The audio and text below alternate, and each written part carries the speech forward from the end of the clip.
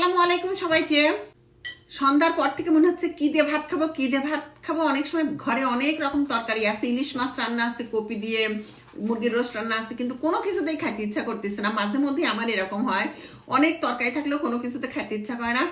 তো আমি সব সময় করি কি, যখন কোনো কিছুতেই খাইতে ইচ্ছা করে না, কি দিয়ে খাবো কি দিয়ে খাবো, এই যে চিংড়ি মাছ, কয়েকটা চিংড়ি মাছ নিয়ে ভর্তা করে গরম গরম ভাত দিয়ে খাই।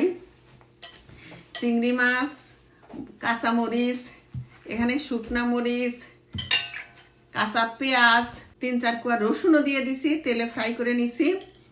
আর চিংড়ি মাছটা কিন্তু গরম গরমে চটকায় ফেলতে হবে, নাহলে কিন্তু ঠান্ডা হয়ে গেলে এটা চটকানো খুব কষ্ট হয়ে যায়।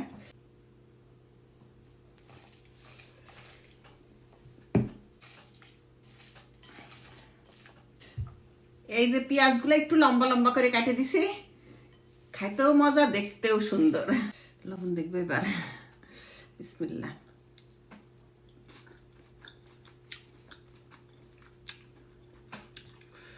ঝাল হয়েছে, সেই মজা, সেই